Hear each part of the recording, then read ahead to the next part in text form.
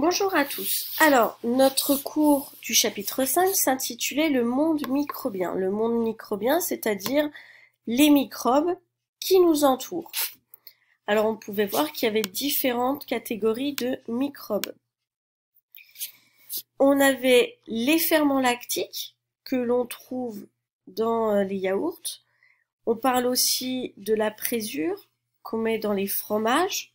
Donc les fromages et les yaourts contiennent des microbes qui sont bons pour la santé.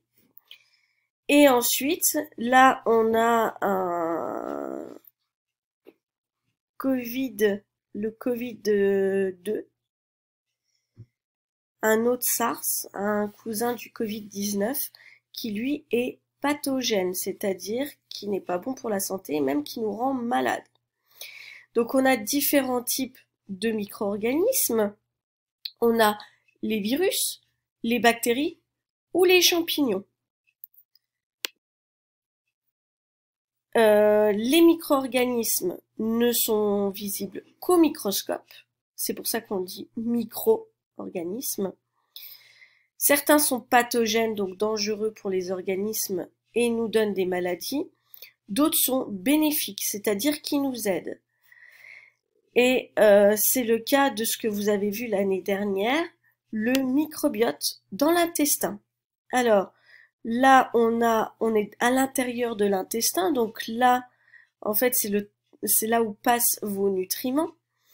Ici, ces petites on appelle ça les microvillosités, les espèces de doigts là que l'on voit sur la photographie. Ce sont, en fait, c'est la paroi interne de l'intestin. On a appelé ça aussi les muqueuses, d'accord? Donc, à cet endroit-là, les microbes pourraient éventuellement rentrer. Mais le microbiote, qui est ici, d'accord, va former comme un tapis qui va protéger votre intestin et empêcher la plupart des microbes d'entrer. Bien sûr, certains microbes peuvent quand même entrer, mais ça forme une barrière supplémentaire. Donc on n'oublie pas le microbiote. Le microbiote, en fait, il va aussi, lorsque vous mangez du yaourt, les ferments lactiques vont se retrouver dans le microbiote. D'accord? Alors, on voulait comprendre ce que c'était que la contamination, parce qu'on en parle quand même assez souvent. La contamination, l'infection, à quoi ça correspond. Donc, on a la peau en rouge, d'accord, qui est une surface lorsqu'elle n'est pas lésée, c'est-à-dire lorsque vous n'êtes pas tombé, lorsque vous n'avez pas de coupure ou quoi, elle forme une barrière protectrice, d'accord? Et sur votre peau, vous avez aussi des micro-organismes qui vont vous protéger. Et à l'intérieur de l'organisme, la peau qui est à l'intérieur, elle est beaucoup plus fine, c'est la muqueuse. D'ailleurs, vous pouvez voir que si vous ouvrez la bouche et que vous regardez à l'intérieur, la peau à l'intérieur de votre bouche est beaucoup plus fine. C'est une muqueuse. Alors, on avait trois types de micro-organismes. Le tétanos, donc qui entre lui par la peau. Donc lorsque la peau est lésée, c'est par exemple vous avez une égratignure et que vous allez tripoter dans le jardin ou quoi, vous pouvez avoir le tétanos. Mais le tétanos, normalement, vous êtes vacciné contre.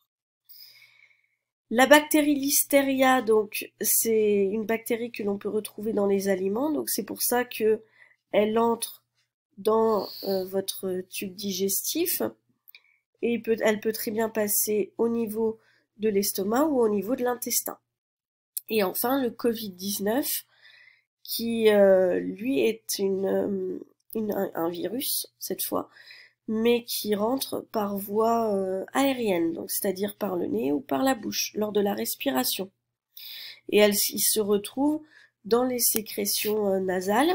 Donc c'est pour ça que le mouchoir, il faut le mettre à la poubelle une fois qu'on s'est mouché dedans. Et il se retrouve aussi dans les postillons.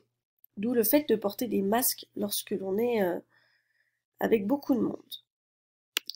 Donc, les méthodes qui évitent la contamination, les gants, les masques, le préservatif, pour ce qui est sexuel, et les méthodes qui évitent l'infection, donc là, le produit antiseptique, le désinfectant.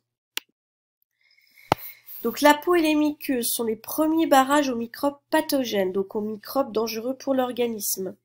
Mais s'il y a une liaison, alors les microbes peuvent facilement entrer, c'est ce qu'on appelle la contamination. La contamination, c'est le fait que le microbe entre dans notre organisme. S'il se développe, à ce moment-là, il y en a plein et c'est l'infection. C'est ce que votre système immunitaire combat. D'accord? Donc, on a la peau et les muqueuses. Les bactéries entrent, c'est la contamination. Et si là, il se développe, c'est l'infection. Alors, on avait donc ce document-là où on avait une première boîte de pétri, donc où on avait déposé nos doigts. Donc vous voyez l'intérêt de se laver régulièrement les mains parce que nos doigts présentent énormément de microbes. Et si on les fait pousser, ces microbes, comme si on stimulait une infection, comme si on simulait en fait une infection, et nos microbes vont se développer. Si donc un élève a posé les doigts sur le milieu de culture d'une boîte de pétri, d'abord sans lavage des mains. Donc on a plein de microbes. Vous voyez, il y a deux couleurs différentes. On a au moins deux types de microbes différents sur les doigts. Et après avoir les avoir nettoyés avec une solution antiseptique. Là, on a retiré les microbes qui se trouvent sur les doigts. Donc l'intérêt de cette solution antiseptique lorsque l'on tombe et qu'on s'égratine ou lorsque on se coupe, c'est de retirer tous les microbes qui sont à la surface des doigts ou à la surface de la peau pour éviter qu'ils entrent ou pour éviter la contamination et donc ensuite qu'ils se multiplient, éviter l'infection. D'accord ? Si la peau est lésée, les micro-organismes peuvent entrer dans l'organisme et contaminer jaunasse. L'antiseptique va détruire les micro-organismes sur la plaie et éviter ainsi une infection. Alors, vous avez dû déjà l'entendre, les antibiotiques, c'est pas automatique. Pourquoi donc? Et dans quel cas les utiliser? Le médecin de Monsieur Duchemol a détecté une infection bactérienne chez lui, mais il ne sait pas quel antibiotique lui prescrire. Donc pour ça, il a réalisé un antibiogramme, c'est-à-dire qu'on a mis les bactéries de Monsieur Duchemol sur une boîte de pétri et on a mis différents antibiotiques, d'accord? C'est ce qu'on a fait ici. Alors comment lire l'antibiogramme? Donc là, vous voyez qu'autour de la pastille antibiotique, il n'y a plus cette zone de bactéries. On voit bien qu'ici, c'est la bactérie qui a poussé. Et autour, on n'a plus cette zone-là. Donc l'antibiotique a produit la mort des bactéries. Donc on dit que l'antibiotique est efficace. Par contre, ici, l'antibiotique n'a pas agi du tout contre la bactérie. Donc là, il est inefficace.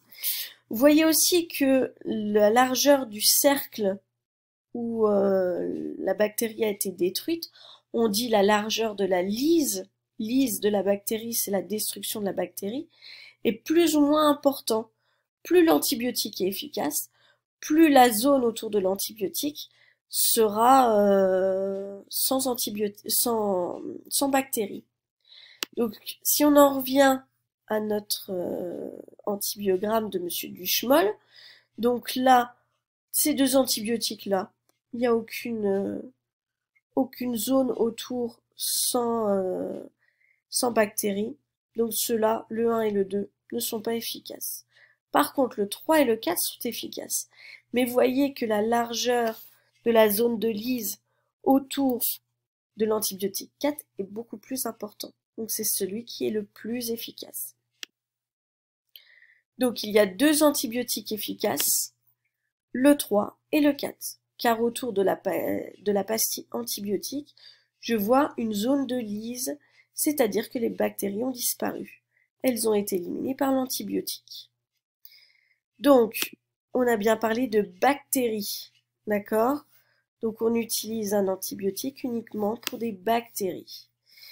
Les antibiotiques sont des molécules chimiques naturelles ou non, alors soit qui vont être produites par les plantes ou pas, qui vont être produites chimiquement par l'homme, qui éliminent uniquement les bactéries. Ça, c'est très important. Uniquement les bactéries. C'est la raison pour laquelle un médecin ne va pas vous prescrire forcément un antibiotique. Ils sont inefficaces contre les virus et les champignons. C'est la raison pour laquelle, lorsqu'on est atteint du Covid-19, les antibiotiques ne peuvent pas l'éliminer. Et c'est pour ça que c'est un virus très dangereux, parce que pour le moment, on ne sait pas comment l'éliminer et on n'a pas non plus de vaccin pour l'éliminer. Eh ben écoutez, si vous avez des questions par rapport à ce cours, n'hésitez pas à m'envoyer vos questions. Autrement, lundi, je vous mets un QCM pour voir si vous avez bien compris tout ce que nous avons vu. Je vous souhaite une bonne journée et à bientôt. Au revoir.